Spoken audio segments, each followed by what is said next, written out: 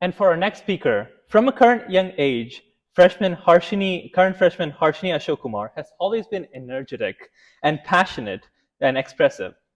She strives to put herself first in positions where we can spark change. From founding the nonprofit organization Blooming Flowers to being the lieutenant governor of the 12th district in Key Club, Harshini Ashok uses her energy to enhance the people around her. Beyond her drive for making impact, she derives joy from poetry, reading, and writing. Today, Harshini is passionate about promoting inclusive sex education that recognizes and addresses the diverse experiences of LGBTQ individuals, fostering understanding, acceptance, and healthy relationships. We welcome Harshini to the stage.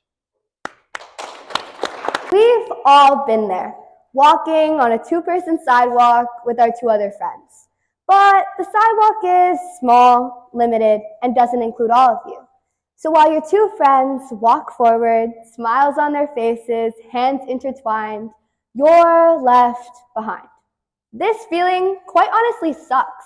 I mean, it makes you feel like you don't even matter. That feeling of exclusion, while everyone gets to go off and experience and engage, is shattering and discouraging.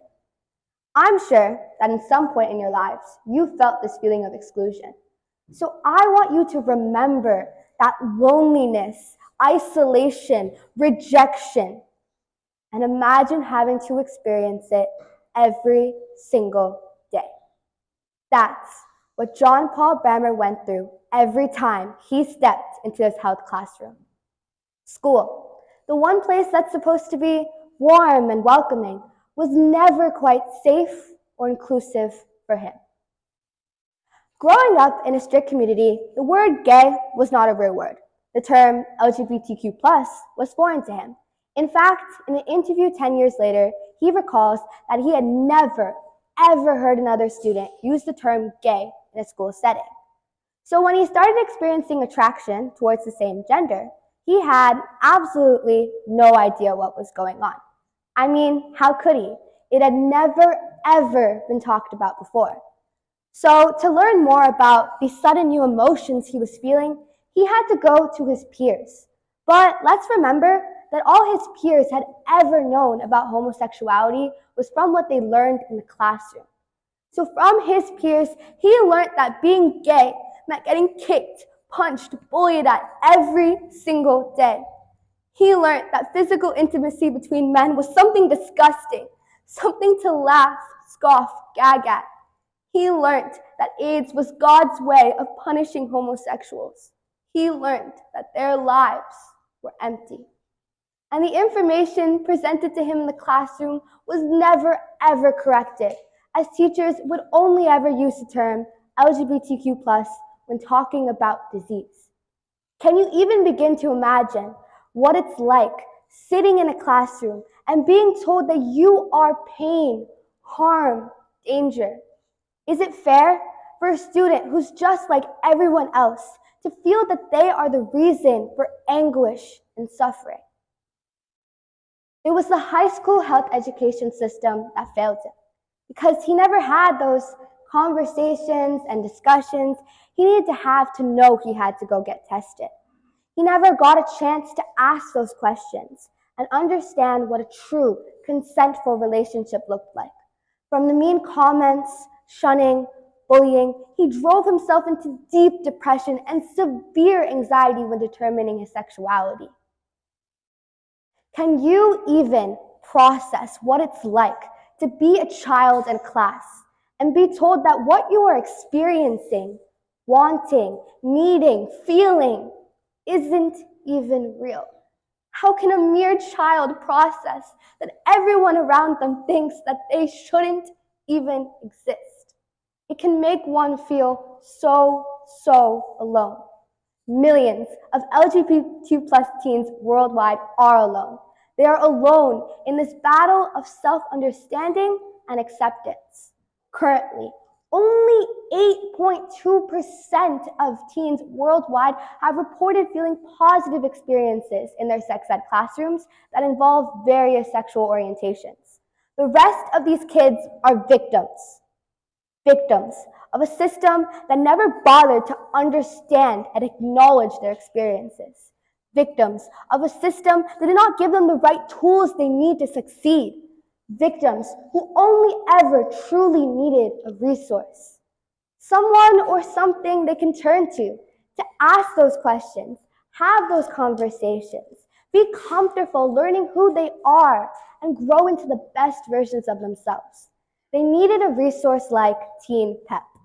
Teen PEP stands for Teen Prevention Educational Program.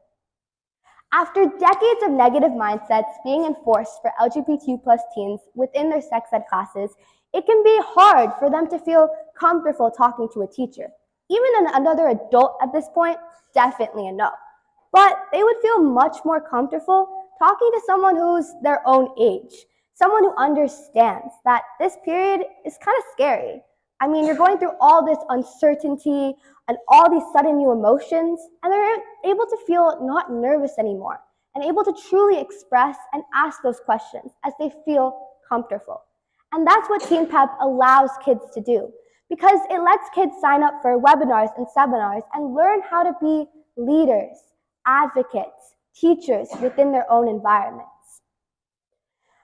But I know that I have been bored in class way too many times. I mean, I may or may not have fallen asleep yesterday in my health class. What Teen PEP does is it doesn't only teach kids how to teach the information, but also how to teach it in fun and engaging ways. Sometimes I just get too bored in class, and I can't help it. I mean, I'm a curious student. I love to learn. But God, those presentations are sometimes so bland, and the lectures way too long. I mean, I see my teacher's mouth opening and closing, but I don't actually process anything he's saying. I mean, I pay more attention to the wall on the clock, where the clock hands are ticking slowly and slowly and slowly, to the point it becomes so excruciating. But school shouldn't feel that way, because as we all know, education is one of the nation's greatest opportunities. We get to learn more than just the 4 core basic subjects. We get to learn how to interact, how to lead, how to advocate, and how to grow into the best versions of themselves. So students shouldn't be falling asleep in the middle of their health classes. And I know I would love to learn in an environment where I didn't feel my eyes about to close every 2 seconds.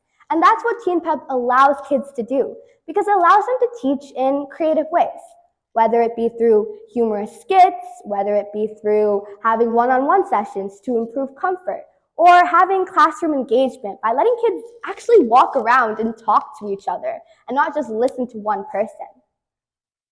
So I've told you all about Teen PEP, kids helping kids learn how to be more comfortable within their own bodies in fun and engaging ways. But I didn't come here today to just talk to you about Teen PEP. I came here today to ask you an important question. What are you going to do about it? How are you going to be the voices in your own communities to make a difference? How are you going to use the power that each and every one of you in this room has to make a difference? How are you going to make an impact on young kids' lives like John Paul Brammer so that they never have to feel that level of isolation ever again? It's time for schools to relook at the health curriculum, make it inclusive of all experiences, whether it be through having feedback forms, because sex ed is one of the only classes that actually considers student perspective. So ask them how they would like to be taught, how they would want their experiences incorporated. That's how we can make the learning environment much more better. For adults and parents, it's time you be the voices, the power that some students don't have the ability to use, whether go speak at a school board meeting or have those discussions with your kids early on to see how they're feeling. And if you're a student, sign up for one of Teen PEP's mentoree or mentorship programs, because it all starts with you. Together we can make a difference. Together we can be the bright light in students' lives where we can be the power of the voice they need. Together we can widen that sidewalk so it's big enough to include all 3 kids, walking harmoniously towards their final destination.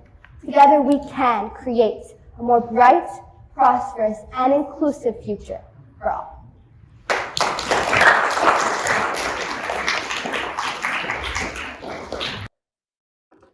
Does the judges have any questions for the speaker?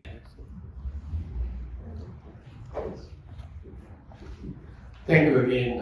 So it's very emotional and it's a lot of sensitive topic in certain circles, but I think it must be addressed face on. And this issue is not new; it's been there for a long, long time. One of the things I notice is that kids in school, they get bullied. How do we, the what actions can we take to educate, especially young children? They are rather cruel on each other. That's why they do a lot of bullying, and they're just growing, and they may not have a full grasp of the issue and the sensitivity and emotional issues. So you're right. We need to do more education, bring about more awareness, and it's a tough topic. But I wish you a lot of luck, and we're going to. I've been involved in the legislature along with Senator Greenstein, and we have really promoted a lot of issues, trying to look for equality, equity, and all those issues. I think it's getting better, but I would like to see that get better even faster. Thank you. Thank you. Thank you for speaking about this important topic. In the legislature, we've done a lot, and I've been in the legislature for 22 years, so I've seen when we, before gay marriage, they were fighting for other levels of support, and then ultimately gay marriage. So New Jersey has been a pretty good state on this, but one of the places where I see potential problems these days is school boards. Right at the local school boards, they're trying to ban books, and many of the books are about LGBT topics, transgender topics, and other things. And the way they're handling it, it's something that's like we tried to do away with years and years ago. I don't know if you've ever heard of a book called Fahrenheit 451 by Ray Bradbury, which was about book burning, and he was a science fiction author. Little did we know that it isn't science fiction anymore, but we're actually seeing it happen. So I think that's the place where there's still a real problem. Maybe a little less in the classrooms, because if teachers get to read these books to the students, they're going to be sensitized to these issues. If parents are careful about what they do, the kids will be sensitized. But the school boards, I think, are presenting a real problem with this right now. It's something that we need to figure out how to address. But thank you very much for your very good testimony. As an educator of many, many years, I really take to heart your presentation. And I want to tell you that a lot of the biases that you witness in the classroom actually start at home. Unfortunately, children, the good or the bad, they bring in from their homes. So I don't know, if any, what kind of outreach the organization is doing to try to, if not educate, some of the parents might be beyond education in that topic, but at least to bring in some light to the deadly consequences that those negative action could have in the youngsters. Do you know of any action beyond counseling for the actual kids that are bullied? What actions are taken to actually make the parents more sensitive to these issues? I'm very glad you brought that up, actually, because I definitely think that problems just don't start out of nowhere. They have to originate from somewhere. And something really awesome that my school actually did, or actually a local school actually did, was they actually had the health classrooms do almost an educational meeting for parents. It was voluntary because making it mandatory is a little bit too much of a stretch at first. But a lot of parents of kids that I also know actually took time out of their day to attend this meeting. And there they were educated on what their kids are learning in the classrooms and how parents can also be more supportive. And I think that education is great for everyone around us. And I've also read Fahrenheit 451 as my summer reading book this year. And I thought it was crazy. Burning books, never gonna happen. But it's almost as if we are burning books. So also increasing access to educational tools for not only kids, but encouraging parents to also read that, whether it be through parent newsletters, what new books they can take time out of their day to read. I think that would be a great chance for every age group to educate themselves on the importance of a more inclusive society.